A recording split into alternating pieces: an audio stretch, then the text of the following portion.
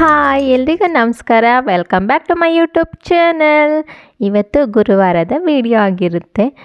ಇವತ್ತು ರಾಯರ ವಾರ ಆಗಿರೋದ್ರಿಂದ ಬೇಗ ಪೂಜೆ ಮಾಡೋಣ ಅಂತ ಎಲ್ಲ ರಾಯರ ಭಕ್ತರಿಗೂ ಅನಿಸಿರುತ್ತೆ. ಈ ಬುಧವಾರದಿಂದನೇ ಸ್ಟಾರ್ಟ್ ಆಗಿರುತ್ತೆ, ನಾಳೆ ಎಷ್ಟೊತ್ತಿಗೆ ಪೂಜೆ ಮಾಡ್ತೀನಿ, ಎಷ್ಟೊತ್ತಿಗೆ ಮಠಕ್ಕೆ ಹೋಗ್ತೀನಿ ಅಂತ. ನನಗೂ ಕೂಡ ಹಾಗೇ ಬೆಳಗ್ಗೆನೇ ಬೇಗ ಮಕ್ಕಳನ್ನೆಲ್ಲ ಕಳಿಸಿ ಮನೆ ಕೆಲಸ ಎಲ್ಲ ಮುಗಿಸ್ಕೊಂಡು ಇವಾಗ ಪೂಜೆ ಮಾಡೋಣ ಅಂಥೇಳಿ ಮಠಕ್ಕೆ ಹೋಗಬೇಕು.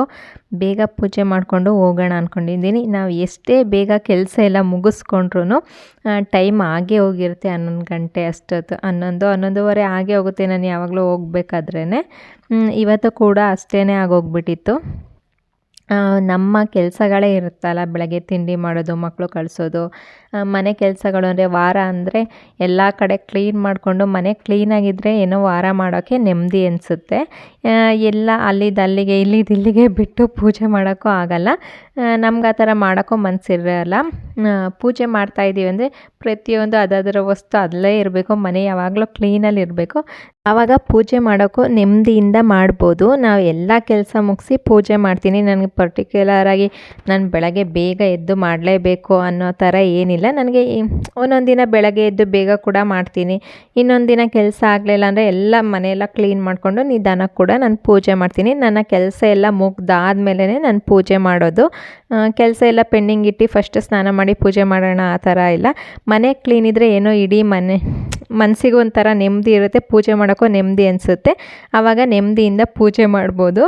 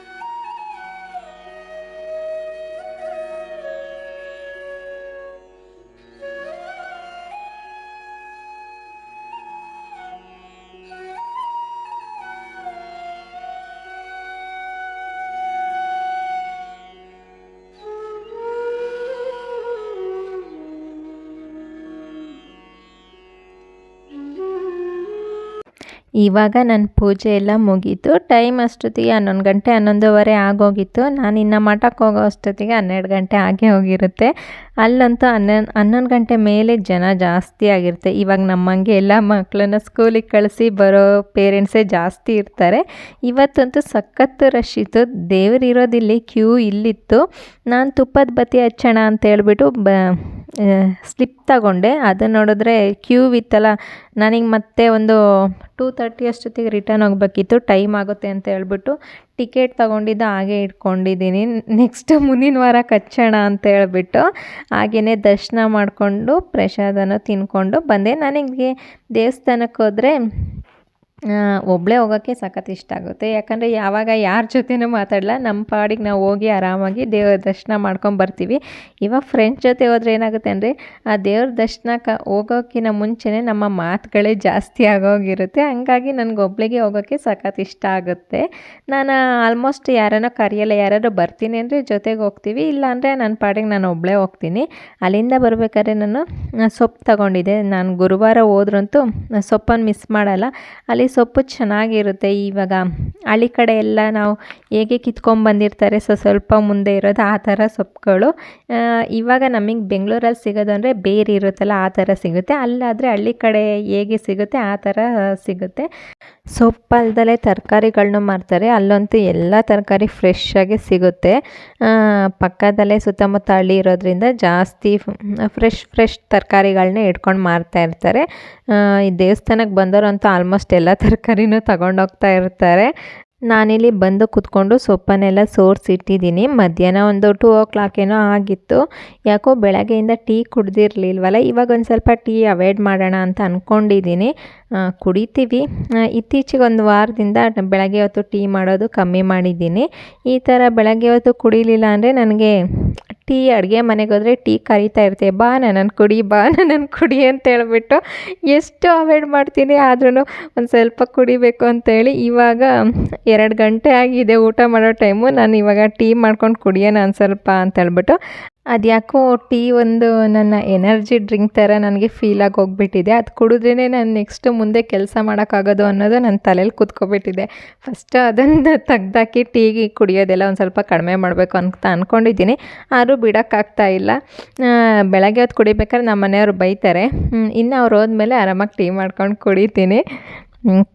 ಇಲ್ಲಿ ಟೀ ಇಟ್ಟಿದ್ದೀನಲ್ಲ, ಅದು ಟೀ ಬೇಯೋಷ್ಟೊತ್ತಿಗೆ ಒಂದು ಸ್ವಲ್ಪ ಸೊಪ್ಪನ್ನೆಲ್ಲ ಕಟ್ ಮಾಡಿಬಿಟ್ಟು ಬೇಯಕ್ಕೆ ಹಾಕೊಳ್ಳೋಣ ಅಂತೇಳ್ಬಿಟ್ಟು, ಇವತ್ತು ನಮ್ಮ ಹಳ್ಳಿ ಸ್ಟೈಲಲ್ಲಿ ಹೇಗೆ ಸೊಪ್ಪಿನ ಸಾಂಬಾರು ಮಾಡ್ತಾರೆ, ಖಾರ ಪುಡಿ ಸಾಂಬಾರು ಪುಡಿ ಏನು ಹಾಕ್ತಲೇ ಆ ಥರ ಒಂದು ಸಾಂಬಾರನ್ನ ತೋರಿಸ್ತೀನಿ. ನಮ್ಮ ಮನೇಲಿ ನಮ್ಮ ಹಳ್ಳಿ ಸೈಡ್ ಹೇಗೆ ಮಾಡ್ತಾರೆ ಅಂತೇಳ್ಬಿಟ್ಟು, ಇಲ್ಲಿ ಸೊಪ್ಪನ್ನು ನೀಟಾಗಿ ತೊಳ್ಕೊಂಡು ಕಟ್ ಮಾಡ್ಕೊಂಡು ಹಾಕ್ಕೊಂಡಿದ್ದೀನಿ. ಇದಕ್ಕೆ ಖಾರಕ್ಕೆ ಎಷ್ಟು ಬೇಕೋ ಹಸಿಮೆಣ್ಸಿಕಾಯಿನ ಅದನ್ನು ಹಾಕ್ಕೊಂಡಿದ್ದೀನಿ. ಇವತ್ತು ನಾನು ಈ ಬೀನ್ಸ್ ಕಾಳನ್ನು ಯೂಸ್ ಮಾಡ್ತಾಯಿದ್ದೀನಿ. ಜಾಸ್ತಿ ತಂದಿದ್ದೆ, ಒಂದು ಟೈಮು ತರಕಾರಿ ಸಾಂಬಾರ್ಗೆ ಹಾಕಿ ಇನ್ನೊಂದು ಸ್ವಲ್ಪ ಸೊಪ್ಪಿನ ಜೊತೆಗೆ ಹಾಕಿದ್ರೆ ಚೆನ್ನಾಗಿರುತ್ತೆ ಅಂತ ಹೇಳ್ಬಿಟ್ಟು ಅದನ್ನು ಹಾಕಿ ಸೊಪ್ಪಿನ ಸಾಂಬಾರು ಮಾಡ್ತಾಯಿದ್ದೀನಿ. ಹಾಗೆ ಒಂದು ಸ್ವಲ್ಪ ಉಪ್ಪು ಹಾಕಿ ಒಂದು 2 ವಿಷಲ್ ಸಾಕಾಗುತ್ತೆ. ಹಸಿ ಕಾಳು ಅಲ್ವಾ, 2 ವಿಷಲ್ ಹಾಕಿಸ್ಕೊಂಡ್ರೆ ಸೊಪ್ಪು ಕೂಡ ಚೆನ್ನಾಗಿ ಬೆಂದಿರುತ್ತೆ. ಸೊಪ್ಪೆಲ್ಲ 1 ವಿಷಲ್ ಸಾಕು, ಕಾಳು ಬೇಯಬೇಕು ಅಂತ ಹೇಳ್ಬಿಟ್ಟು 2 ವಿಷಲ್ ಹಾಕಿಸ್ಕೊತಾ ಇದ್ದೀನಿ. ಇಷ್ಟೊತ್ತಿಗೆ ಟೀ ಕೂಡ ಆಗಿತ್ತು. ನಾನು ಗ್ಲಾಸಿಗೆ ಬಗ್ಸ್ಕೊಂಡು ಟೀ ಕುಡಿಯೋತ್ತಿಗೆ ಈ ಕಡೆ ಸೊಪ್ಪು ಕಾಳು ಕೂಡ ವಿಷಲ್ ಆಗಿತ್ತು.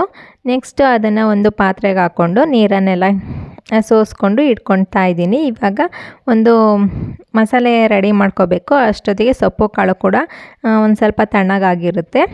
ಅದಕ್ಕೆ ಮುಂಚೆನೇ ತಣ್ಣಗಾಗಲಿ ಅಂತ ಹೇಳ್ಬಿಟ್ಟು ಅದನ್ನು ಸೋಸಿ ಇಟ್ಕೊಂಡಿದ್ದೀನಿ. ಇವಾಗ ಫಸ್ಟು ಸೊಪ್ಪಿನ ಸಾಂಬಾರಿಗೆ ಮಸಾಲೆ ರೆಡಿ ಮಾಡ್ಕೊಳ್ಳೋಕ್ಕೆ ಇಲ್ಲಿ ಒಂದು ಈರುಳ್ಳಿನ ಕಟ್ ಮಾಡಿ ಸಿಪ್ಪೆ ಎಲ್ಲ ತೆಗೆದ್ಬಿಟ್ಟು ಚಾಕಿಗೆ ಚುಚ್ಚಿಟ್ಕೊಳ್ತಾ ಇದ್ದೀನಿ. ಇದನ್ನು ಸುಡಬೇಕು. ಈರುಳ್ಳಿ ಬೆಳ್ಳುಳ್ಳಿನ ನಾವು ಹೀಗೇನೆ ಮಾಡೋದು. ಈರುಳ್ಳಿ ಬೆಳ್ಳುಳ್ಳಿ ಸುಟ್ಟು ಕೆಲವರು ಈರುಳ್ಳಿ ಬೆಳ್ಳುಳ್ಳಿನ ಎಣ್ಣೆಗೆ ಹಾಕಿ ಫ್ರೈ ಮಾಡಿ ಹಾಕ್ತಾರೆ. ಅದು ಒಂಥರ ಚೆನ್ನಾಗಿರುತ್ತೆ. ಇದು ಕೂಡ ಒಂಥರ ಚೆನ್ನಾಗಿರುತ್ತೆ. ಟೇಸ್ಟ್ ಇದು ಚೆನ್ನಾಗಿ ಬರುತ್ತೆ. ನಮಗೆ ಮುಂಚೆಯಿಂದನೂ ಹೀಗೆ ಮಾಡೋ ಅಭ್ಯಾಸ ಅಲ್ವಾ, ನಾನು ಇದನ್ನೇ ರೂಢಿ ಮಾಡ್ಕೊಂಡಿದ್ದೀನಿ, ಇದೇ ಥರ ಮಾಡೋದು. ನಮ್ಮ ಹಳ್ಳಿ ಕಡೆ ಎಲ್ಲ ಇದೇ ಥರ ಮಾಡೋದು. ಇಲ್ಲಿ ಸಿಟಿ ಕಡೆ ಎಣ್ಣೆಲಿ ಹಾಕಿ ಫ್ರೈ ಮಾಡಿ ಮಾಡ್ತಾರೆ. ಅದನ್ನು ನನ್ನ ಫ್ರೆಂಡಿಂದ ಕಲ್ತಿದ್ದೆ. ಇದನ್ನು ನಮ್ಮಮ್ಮ ಮತ್ತು ನಮ್ಮ ಅತ್ತೆಯಿಂದ ಕಲ್ತಿರೋದು. ಬೆಳ್ಳುಳ್ಳಿ ಕೂಡ ಚೆನ್ನಾಗಿ ಆ ಮೇಲೆಲ್ಲ ಸಿಪ್ಪೆಲ್ಲ ಒಂದು ಸ್ವಲ್ಪ ಕಪ್ಪಗಾಗಬೇಕು ಆ ಥರ ಸುಟ್ಕೊಂಡಿದ್ದೀನಿ. ಒಳಗಡೆ ಎಸ್ಲಿ ಇರುತ್ತಲ್ಲ ಅದು ನೀಟಾಗಿ ಒಂಥರ ಮೆತ್ತಗಾಗೋ ಥರ ಇರುತ್ತೆ. ನಾನಿಲ್ಲಿ 1 ಈರುಳ್ಳಿ ಮತ್ತು 1 ಗೆಡ್ಡೆ ಬೆಳ್ಳುಳ್ಳಿನ ತೊಗೊಂಡಿದ್ದೀನಿ. ಹಾಗೆಯೇ ಒಂದು ಸ್ವಲ್ಪ ಕಾಯಿನ ಕಟ್ ಮಾಡಿ ಇಟ್ಕೊಂಡಿದ್ದೀನಿ. ತುರಿದು ಇಡೋರು ತುರಿದು ಕೂಡ ಇಟ್ಕೊಬೋದು. ನಾನಿಲ್ಲಿ ಫಸ್ಟ್ ಮಿಕ್ಸಿಗೆ ಹಾಕ್ಕೊಂಡು ಕಾಯಿನ ತುರ್ಕೊಳ್ತಾ ಇದ್ದೀನಿ. ಹಂಗನೇ ಒಂದು 2 ರೌಂಡ್ ಹಾಕ್ಕೊಂಡ್ರೆ ಅದು ನಾವು ತುರಿದಿರೋ ಥರನೇ ಆಗುತ್ತಲ್ಲ. ನನಗೆ ಇದು ಈಸಿ ಅನಿಸುತ್ತೆ. ನಾನಿವಾಗ ತುರಿಯೋದನ್ನ ನಾನು ಯೂಸೇ ಮಾಡಲ್ಲ. ಈ ಥರ ಕಟ್ ಮಾಡಿಬಿಟ್ಟು ಹಾಕ್ಕೊಂಡು ಒಂದು 2 ರೌಂಡ್ ಮಿಕ್ಸಿಲಿ ಆಡಿಸ್ಕೊಂಡ್ರೆ ನಾವು ಹೇಗೆ ತುರಿದಿರ್ತೀವಿ ಅದೇ ಥರ ಆಗಿರುತ್ತೆ. ಆ ಕಾಯಿಲಿ ಒಂದು ಸ್ವಲ್ಪ ಪಲ್ಯಕ್ಕೆ ಅಂತ ಎತ್ತಿಟ್ಕೊಂಡು ಇನ್ನು ಉಳಿದಿರೋದು ಈರುಳ್ಳಿ ಕೂಡ ಕಟ್ ಮಾಡಿ ಹಾಕ್ಕೊಳ್ತಾ ಇದ್ದೀನಿ. ಸುಟ್ಟಿರೋ ಈರುಳ್ಳಿ. ಇದಕ್ಕೆ ಬೆಳ್ಳುಳ್ಳಿನ ಸುಟ್ಟಿಟ್ಕೊಂಡಿದ್ನಲ್ಲ ಅದನ್ನು ಸಿಪ್ಪೆ ಎಲ್ಲ ತೆಗೆದ್ಬಿಟ್ಟು ಆ ಬೆಳ್ಳುಳ್ಳಿ ಹೆಸರುಗಳನ್ನ ಕೂಡ ಹಾಕ್ಕೊಳ್ತಾ ಇದ್ದೀನಿ. ಹಾಗೆ ಇದಕ್ಕೆ 1 ಸ್ಪೂನಷ್ಟು ಜೀರಿಗೆ ಹಾಕ್ಕೊಳ್ತಾ ಇದ್ದೀನಿ. ಇದಕ್ಕೆ ಮೇಯ್ನು ಈರುಳ್ಳಿ ಬೆಳ್ಳುಳ್ಳಿ ಜೀರಿಗೆ ಇದೇ ಮೇಯ್ನು. ಆಮೇಲೆ ಈ ಸೊಪ್ಪು ಕಾಳು ಸೋಸಿದ್ನಲ್ಲ ಅದರೊಳಗೆ ಹಸಿಮೆಣ್ಸಿಕಾಯಿ ಹಾಕಿ ಬೇಯಿಸಿದ್ನಲ್ಲ ಅದು ಕೂಡ ಹಾಕ್ಕೊಳ್ತಾ ಇದ್ದೀನಿ. ಕೆಲವರು ಟೊಮೊಟೊ ಕೂಡ ಅದಕ್ಕೆ ಒಂದು ಹಾಕ್ಕೊಂಡು ಬೇಯಿಸಿರೋ ಟೊಮೊಟೊ ಹಾಕ್ಕೊಳ್ತಾರೆ. ನಾನು ಹಾಗೆ ಹಾಕ್ಕೊತೀನಿ. ನಾನು ಬರೀ ಹಸಿಮೆಣ್ಸಿಕಾಯಿ ಮಾತ್ರ ಬೇಯಿಸ್ಕೊಂಡು ಹಾಕ್ಕೊಳ್ಳೋದು. ಹಾಗೆ ಸೊಪ್ಪನ್ನ ಒಂದು ಸ್ವಲ್ಪ ಜಾಸ್ತಿ ಹಾಕ್ಕೊಳ್ತೀನಿ. ಸೊಪ್ಪು ಜಾಸ್ತಿ ಹಾಕೊಂಡ್ರೆ ಟೇಸ್ಟ್ ಚೆನ್ನಾಗಿರುತ್ತೆ ಸೊಪ್ಪಿನ ಸಾಂಬಾರು. ಒಂದು ಸ್ವಲ್ಪ ಸಾಂಬಾರು ಗಟ್ಟಿ ಬರೋಕ್ಕೆ ಒಂದು ಸ್ವಲ್ಪ ಕಾಳು ಕೂಡ ಯೂಸ್ ಮಾಡ್ತೀನಿ. ಇಲ್ಲಿ ಎಲ್ಲ ಥರದ ಹಸಿ ಕಾಳನ್ನೂ ಯೂಸ್ ಮಾಡ್ಬೋದು. ನಾನಿವತ್ತು ಬೀನ್ಸ್ ಕಾಳನ್ನ ಯೂಸ್ ಮಾಡಿದ್ದೀನಿ. ಇದಿಲ್ಲ ಅಂದರೆ ನಾನು ಹಸಿ ಕಾಳಿಲ್ಲ ಅಂದರೆ ತೊಗರಿಬೇಳೆ ಮತ್ತು ಹೆಸರು ಕಾಳು 2 ಕೂಡ ಮಿಕ್ಸ್ ಮಾಡಿ ಹಾಕ್ಕೊಳ್ತೀನಿ. ಅದು ಕೂಡ ತಿಕ್ನೆಸ್ಸು ಚೆನ್ನಾಗಿ ಬರುತ್ತೆ, ಟೇಸ್ಟ್ ಕೂಡ ಚೆನ್ನಾಗಿರುತ್ತೆ. ಹಾಗೆ ಒಂದು ಸ್ವಲ್ಪ ಹುಣಸೆಹಣ್ಣು ಮತ್ತು ಒಂದು ಟೊಮೊಟೊ ಹಾಕ್ಕೊಂಡು ರುಬ್ಕೊಳ್ತೀನಿ. ಇದಕ್ಕೆ ರುಬ್ಕೋಬೇಕಿದ್ರೆ ನಾವು ಸೊಪ್ಪಿನ ಸೋಸಿರ್ತೀವಲ್ಲ ಅದೇ ನೀರನ್ನು ಹಾಕೋಬೇಕು. ಆವಾಗ ಟೇಸ್ಟ್ ಕೂಡ ಚೆನ್ನಾಗಿರುತ್ತೆ. ಆ ನೀರನ್ನು ಚೆಲ್ಲಬಾರ್ದು. ನಾವು ಅದನ್ನೇ ಸಾಂಬಾರಿಗೆ ಕೂಡ ಯೂಸ್ ಮಾಡೋದು. ಇಲ್ಲಿ ಒಂದು ಪಾತ್ರೆಗೆ ಒಂದು 3 ಟೇಬಲ್ ಸ್ಪೂನಷ್ಟು ಎಣ್ಣೆ ಹಾಕ್ಕೊಂಡು ಅದಕ್ಕೆ ಎಣ್ಣೆ ಕಾದ್ಮೇಲೆ ಸಾಸಿವೆ ಹಾಕ್ಕೊಳ್ತಾ ಇದ್ದೀನಿ. ಸಾಸಿವೆ ಚೆನ್ನಾಗಿ ಸಿಡಿದ್ಮೇಲೆ ಅದಕ್ಕೊಂದು ಸ್ವಲ್ಪ ಕರ್ಬೇವಿನ ಸೊಪ್ಪು ಮತ್ತು ಒಂದು ಸ್ವಲ್ಪ ನಾನು ಬೆಳ್ಳುಳ್ಳಿ ಕೂಡ ಕುಟ್ಟಿ ಇಟ್ಕೊಂಡಿದ್ದೆ. ಬೆಳ್ಳುಳ್ಳಿನ ಕುಟ್ಟಿ ಹಾಕಿದ್ರೆ ಸಾಂಬಾರು ಕೂಡ ಟೇಸ್ಟ್ ಚೆನ್ನಾಗಿರುತ್ತೆ. ಯಾವತ್ತೂ ಬೆಳ್ಳುಳ್ಳಿನ ಕಟ್ ಮಾಡಿ ಹಾಕ್ಬಾರ್ದು. ಕಟ್ ಮಾಡಿ ಹಾಕೋಕ್ಕೂ ಮತ್ತು ಕುಟ್ಟಿ ಹಾಕೋಕ್ಕೂ ಟೇಸ್ಟ್ ಕೂಡ ಡಿಫ್ರೆನ್ಸ್ ಆಗಿರುತ್ತೆ. ನಾನೆಲ್ಲೇ ಬೆಳ್ಳುಳ್ಳಿನ ಕುಟ್ಟಿ ಹಾಕ್ಕೊಳ್ತಾ ಇದ್ದೀನಿ. ಹಾಗೆ ಒಂದು ಟೊಮೊಟೊನ ಕಟ್ ಮಾಡಿ ಹಾಕ್ಕೊಳ್ತಾ ಇದ್ದೀನಿ. ಏನೇ ಆದ್ರೂ ಹಳ್ಳೀಲಿ ಬೆಳೆದಿರೋರಿಗೆ, ಹಳ್ಳಿ ಊಟ ಮಾಡಿರೋರಿಗೆ ಹಳ್ಳಿ ಅಡುಗೆನ ತುಂಬ ಮಿಸ್ ಮಾಡ್ಕೋತಾರೆ. ಎಷ್ಟೇ ಒಂದು ವಾರ ಎಲ್ಲ ಪಿಜ್ಜಾ, ಬರ್ಗರು, ಫಾಸ್ಟ್ ಫುಡ್ಡು ತಿಂದ್ರೂ ಲಾಸ್ಟಿಗೆ ಅಯ್ಯೋ ಒಂದು ಸ್ವಲ್ಪ ಮುದ್ದೆ ಊಟ ಮಾಡೋಣ ಅಥವಾ ಹಳ್ಳಿ ಸ್ಟೈಲಲ್ಲಿ ಮಾಡಿರೋ ರೊಟ್ಟಿನ ಏನಾದರೂ ತಿನ್ನೋಣ ಅಂತ ಅವ್ರಿಗೆ ಫೀಲ್ ಆಗುತ್ತೆ. ಹಾಗೆ ನನಗೂ ಕೂಡ ಎಷ್ಟು ಒಂದು ವಾರ ಮುದ್ದೆ ಮಾಡಲಿಲ್ಲ ಅಂದರೆ ಒಂದು ಸ್ವಲ್ಪ ಮುದ್ದೆ ತಿನ್ನೋಂಗೆ ಆಗಿದೆಯಲ್ಲ, ಮುದ್ದೆ ತಿನ್ನಬೇಕು ಅಂತ ಅನಿಸುತ್ತೆ. ಅದರಲ್ಲಿ ಬೆಸ್ಟ್ ಮುದ್ದೆಗೆ ಕಾಂಬಿನೇಷನ್ ಅಂದರೆ ಸೊಪ್ಪಿನ ಸಾಂಬಾರು ಮುದ್ದೆ ಅಂತೂ ತುಂಬ ಚೆನ್ನಾಗಿರುತ್ತೆ. ನಮ್ಮ ಮನೇಲಿ ಒಂದಿನ ಬಿಟ್ಟು ಒಂದು ದಿನ ಸಾಂಬಾರು ಮಾಡ್ತೀನಿ. ಯಾಕಂದರೆ ನಮ್ಮ ಮನೇಲಿ ಸಾಂಬಾರೇ ಖರ್ಚಾಗಲ್ಲ. ಇವತ್ತು ನೈಟ್ ಮಾಡಿದ್ದೀನಿ ಅಂದರೆ ನಾಳೆ ನೈಟ್ ಒಂದಿನ ಊಟ ಮಾಡ್ತೀವಿ. 2 ಟೈಮ್ ಸಾಂಬಾರು ಯೂಸ್ ಮಾಡೋದು. ಮಾಡಿದರೂ ಕೂಡ ಲಾಸ್ಟಿಗೆ ಸಾಂಬಾರು ಇಷ್ಟೇ ಮಾಡಿದ್ರು ಸಾಂಬಾರು ಉಳಿದಿರುತ್ತೆ. ಹಾಗಾಗಿ ನಾನು ಒಂದಿನ ಬಿಟ್ಟು ಒಂದಿನನೇ ಸಾಂಬಾರು ಮಾಡೋದು. ಇವಾಗ ಮಸಾಲೆ ಎಲ್ಲ ಹಾಕ್ಕೊಂಡು ಅದಕ್ಕೆ ಸೊಪ್ಪು ಸೋಸಿಟ್ಟಿದ್ನಲ್ಲ, ಸೊಪ್ಪಿನ ನೀರನ್ನೇ ಹಾಕ್ಕೊಂಡು ನಮಗೆ ಎಷ್ಟು ಹದ ಬೇಕೋ ಅಷ್ಟನ್ನು ನಾನಿಲ್ಲಿ ಕನ್ಸಿಸ್ಟೆನ್ಸಿ ನೋಡಿಕೊಂಡು ಸಾಂಬಾರನ್ನ ಪ್ರಿಪೇರ್ ಮಾಡ್ಕೊಳ್ತಾ ಇದ್ದೀನಿ. ಇವಾಗ ಸೊಪ್ಪಿನ ಪಲ್ಯ ಮಾಡೋಣ ಅಂತ ಸಾಂಬಾರು ಕೂಡ ಆ ಕಡೆ ಎತ್ತಿಟ್ಕೊಂಡೆ. ಅದು ನಿಧಾನಕ್ಕೆ ಕುದೀಲಿ, ಅದ್ರ ಪಾಡಿಗೆ ಅದು ಚೆನ್ನಾಗಿ ಕುದಿಸ್ಬೇಕು. ಈ ಕಡೆ ಮುದ್ದೆ ಕೂಡ ಇಟ್ಟಿದ್ದೀನಿ. ಒಂದೇ ಸಲ ಎಲ್ಲ ಅಡುಗೆ ಮಾಡಿಬಿಡೋಣ ಅಂತ ಹೇಳ್ಬಿಟ್ಟು ಒಂದು ಸಲ ನಿಂತ್ಕೊಂಡ್ರೆ ಪಟ ಅಂತ ಎಲ್ಲ ಅಡುಗೆ ಮಾಡಿ ಮುಗಿಸಿದ್ರೆ ಬೇಗ ಊಟ ಮಾಡ್ಬೋದು. ಹಾಗೆ ಒಂದು ಸಲ ಸಾಂಬಾರು ಮಾಡಿಟ್ಟು, ಒಂದು ಸಲ ಅಡುಗೆ ಅನ್ನ ಮಾಡಿಟ್ಟು, ಒಂದು ಸಲ ಮುದ್ದೆ ಮಾಡಿಕೊಂಡ್ರೆ ಎಷ್ಟೋ ತನಕ ಅಡುಗೆ ಮನೇಲಿ ನಿಂತಿದ್ದೀವೋ ಅನ್ನಿಸ್ಬಿಡುತ್ತೆ. ಅದಕ್ಕೆ ಒಂದು ಸಲ ಹೋದಾಗಲೇ ಪಟ ಅಂತ ಹೇಳ್ಬಿಟ್ಟು 3 ಅಡುಗೆನೂ ಕೂಡ ಮಾಡ್ತೀವಿ. ನಮ್ಮ ಮನೇಲಿ ಮುದ್ದೆ ಇರಲೇಬೇಕು. ವಾರದಲ್ಲಿ 1 ದಿನ 2 ದಿನ ಮಿಸ್ ಮಾಡ್ತೀನಿ. ಈ ತಿಳಿ ಸಾಂಬಾರೆಲ್ಲ ಮಾಡಿದಾಗ ತಿಳಿ ಸಾಂಬಾರೆಲ್ಲ ಮುದ್ದೆ ತಿನ್ನೋಕ್ಕಾಗಲ್ವಲ್ಲ, ಅವಾಗೆಲ್ಲ ಮುದ್ದೆ ಮಾಡಲ್ಲ. ಇಲ್ಲಾಂದರೆ ನಮ್ಮ ಮನೇಲಿ ಊಟ ಮಾಡಿ ಬೆಳಗ್ಗೆ ತಿಂಡಿ ಮಾಡಿದ್ರೆ ಅವ್ರು ಮಧ್ಯಾಹ್ನ ಏನು ಊಟಕ್ಕೆ ಬರಲ್ಲ, ರಾತ್ರಿನೇ ಊಟ ಅಲ್ವಾ. ಅದಕ್ಕೋಸ್ಕರ ಒಂದು ಸ್ವಲ್ಪ ಮಕ್ಕಳೂ ತಿಂತಾರೆ. ನಮ್ಮ ಮನೇಲಿ ಮುದ್ದೆ ತಿನ್ನಲ್ಲ ಅನ್ನೋಗೇನಿಲ್ಲ, 4 ಜನನೂ ತಿಂತೀವಿ. ಹಾಗಾಗಿ ಮುದ್ದೆ ಮಾಡ್ತೀನಿ. ಇವಾಗ ಒಂದು ಸಲ ಹಿಟ್ಟನ್ನು ನಾನು ಹೀಗೇ ಮಾಡೋದು, ಹಿಟ್ಟು ಹಾಕಿದ್ಮೇಲೆ ಒಂದು ಸಲ ಚೆನ್ನಾಗಿ ಕೆಳಗಿಟ್ಕೊಂಡು ತಿರುವಿಬಿಟ್ಟು ಆಮೇಲೆ ಬೇಯೋಕ್ಕಿಡ್ತೀನಿ. ಆಮೇಲೆ ಇನ್ನೊಂದು ಸಲ ತಿರುವಿಬಿಟ್ಟು ಮುದ್ದೆ ಕಟ್ತೀನಿ. ನನಗೆ ಮುದ್ದೆನೂ ಕೂಡ ಇವಾಗ ತುಂಬ ವೆರೈಟಿಯಲ್ಲಿ ಮುದ್ದೆ ಮಾಡ್ತಾರೆ. ಬಾಣಲಿಲಿ ಮಾಡ್ತಾರೆ, ಅಥವಾ ಈ ಥರ ಮಾಡಿಬಿಟ್ಟು ಅದನ್ನು ಈ ಪೇಪರ್ ಮೇಲೆ ಹಾಕಿ ಮಿದ್ದಿ ಮುದ್ದೆ ಮಾಡ್ತಾರೆ. ನನಗೆ ಏನೇ ಆದರೂ ಇದೇ ಥರ ಮುದ್ದೆ ಮಾಡಬೇಕು. ಆ ಟೇಸ್ಟ್ ಡಿಫ್ರೆನ್ಸ್ ಏನಿಲ್ಲ ಅಂತಾರೆ, ಆ ಡಿಫ್ರೆನ್ಸ್ ಗೊತ್ತಾಗುತ್ತೆ. ಈ ಥರ ಮುದ್ದೆ ಕೋಲಲ್ಲಿ ತಿರುವಿ ಮುದ್ದೆ ಮಾಡೋದಕ್ಕೂ ನಾವು ಬಾಣಲೆಯಲ್ಲಿ ಮಾಡೋಕ್ಕೂ ತುಂಬ ವ್ಯತ್ಯಾಸ ಇದೆ. ಈ ಟೇಸ್ಟೇ ಬೇರೆ ಬರುತ್ತೆ, ಆ ಟೇಸ್ಟೇ ಬೇರೆ ಬರುತ್ತೆ. ನಾನು ಎರಡನ್ನೂ ಕೂಡ ಟ್ರೈ ಮಾಡಿ ನೋಡಿದ್ದೀನಿ. ನನಗೇನೋ ಆ ಮುದ್ದೆ ಇಷ್ಟನೇ ಆಗಲ್ಲ. ಅದು ಏನಿದ್ರು ಬಿಸಿ ಆವಾಗ ಮಾಡಿಬಿಟ್ಟು ಅವಾಗ ತಿಂದರೆ ಬೆಸ್ಟ್ ಅನಿಸುತ್ತೆ. ಇವಾಗ ನಮ್ಮ ಮನೆಯವರು ಬರೋದು 1 ಅವರ್ 2 ಅವರ್ ಲೇಟ್ ಆಗುತ್ತಲ್ಲ, ಈ ಮುದ್ದೆ 1-2 ಅವರ್ಸ್ ಬಿಟ್ಟು ತಿಂದರೂ ಏನೂ ಆಗಲ್ಲ, ಟೇಸ್ಟ್ ಒಂದೇ ಥರ ಇರುತ್ತೆ. ಅದನ್ನು ಒಂದು ಸ್ವಲ್ಪ ಹಾಗೇ ಬೇಯೋಕ್ಕಿಡ್ತೀನಿ ಒಂದು 5 ನಿಮಿಷ. ಈ ಕಡೆ ಅಷ್ಟೊತ್ತಿಗೆ ಸೊಪ್ಪಿಗೆ ಒಗ್ಗರಣೆ ಹಾಕೊಳ್ಳೋಣ ಅಂತ ಹೇಳ್ಬಿಟ್ಟು ಬಾಣಲಿ ಇಟ್ಕೊಂಡು ಅದಕ್ಕೆ ಎಣ್ಣೆ, ಸಾಸಿವೆ ಮತ್ತು ಕರ್ಬೇವಿನ ಸೊಪ್ಪು ಹಾಕ್ಕೊಂಡು ಚೆನ್ನಾಗಿ ಸಿಡಿಬೇಕು. ಎಣ್ಣೆ ಮತ್ತು ಸಾಸಿವೆ ಮತ್ತು ಕರ್ಬೇವಿನ ಸೊಪ್ಪು. ಅದಕ್ಕೆ ಒಂದು ಸ್ವಲ್ಪ ಜಜ್ಜಿರೋ ಬೆಳ್ಳುಳ್ಳಿನೂ ಕೂಡ ಯೂಸ್ ಮಾಡ್ತಾಯಿದ್ದೀನಿ. ಇದು ಸೊಪ್ಪಿನ ಸಾಂಬಾರಿಗೆ ಒಂದು ಸ್ವಲ್ಪ ಬೆಳ್ಳುಳ್ಳಿ ಎಲ್ಲ ಜಾಸ್ತಿ ಯೂಸ್ ಮಾಡ್ತೀವಿ. ಬೆಳ್ಳುಳ್ಳಿ ಹಾಕಿದ್ರೂ ಟೇಸ್ಟ್ ಚೆನ್ನಾಗಿರುತ್ತೆ. ಹಾಗೆಯೇ ಒಂದು ಸಣ್ಣದಾಗಿ ಹೆಚ್ಚಿರೋ ಈರುಳ್ಳಿನೂ ಕೂಡ ಹಾಕ್ಕೊಂಡು ಅದು ಚೆನ್ನಾಗಿ ಫ್ರೈ ಆಗಬೇಕು, ಅಲ್ಲಿ ತನಕ ಫ್ರೈ ಮಾಡ್ಕೊಳ್ತೀನಿ. ಸೊಪ್ಪನ್ನು ನಾವು ಬೇಯಿಸಿಟ್ಟಿರ್ತೀವಲ್ಲ ಅದನ್ನು ನೀಟಾಗಿ ಹಿಂಡ್ಕೋಬೇಕು. ಸೊಪ್ಪಿನ ನೀರೆಲ್ಲ ತೆಗ್ದಿರಬೇಕು, ಆವಾಗ ಸೊಪ್ಪಿನ ಪಲ್ಯ ತಿನ್ನೋಕ್ಕೆ ಚೆನ್ನಾಗಿರುತ್ತೆ. ಕೆಲವ್ರು ಏನು ಮಾಡ್ತಾರೆ ಅಂದರೆ ಸೊಪ್ಪನ್ನು ಸೋಸಿದ ತಕ್ಷಣ ಹಾಗೇ ಹಾಕ್ತಾರೆ. ಆವಾಗ ಅದೊಂದು ಸ್ವಲ್ಪ ತಿನ್ನಬೇಕಾದ್ರೆ ನೀರು ಅನಿಸುತ್ತೆ. ಒಂಚೂರು ಹಿಂಡ್ಬಿಟ್ಟು ಆ ಸೊಪ್ಪಿನ ಪಲ್ಯಕ್ಕೆ ಹಾಕಿದ್ರೆ ಸೊಪ್ಪಿನ ಪಲ್ಯ ಕೂಡ ಟೇಸ್ಟಾಗಿ ಚೆನ್ನಾಗಿರುತ್ತೆ. ಇವಾಗ ಸಾಂಬಾರಿಗೆ ಉಪ್ಪು ಹಾಕಿರಲಿಲ್ಲ, ಯಾಕಂದರೆ ಸೊಪ್ಪು ಕಾಳು ಬೇಯಿಸ್ಬೇಕಾದ್ರೆ ನಾನು ಸ್ವಲ್ಪ ಉಪ್ಪು ಹಾಕಿದ್ನಲ್ಲ. ಇವಾಗೆಲ್ಲ ಕುದ್ದಾದಮೇಲೆ ಉಪ್ಪಿನ ಟೇಸ್ಟ್ ನೋಡಿ ಇನ್ನೊಂದು ಸ್ವಲ್ಪ ಬೇಕು ಅನ್ನಿಸ್ತು ಉಪ್ಪು, ಅದಕ್ಕೇ ಹಾಕ್ಕೊಂಡಿದ್ದೇನೆ. ಈ ಸೈಡ್ ಬಂದು ಈರುಳ್ಳಿ ಎಲ್ಲ ಚೆನ್ನಾಗಿ ಬೆಂದಿತ್ತಲ್ಲ, ಸೊಪ್ಪು ಕಾಳು ಬೇಯಿಸಿಟ್ಟಿರೋದನ್ನ ಇದನ್ನು ಅದಕ್ಕೆ ಹಾಕ್ಕೊಂಡು ಮಿಕ್ಸ್ ಮಾಡ್ಕೊತಾ ಇದ್ದೀನಿ.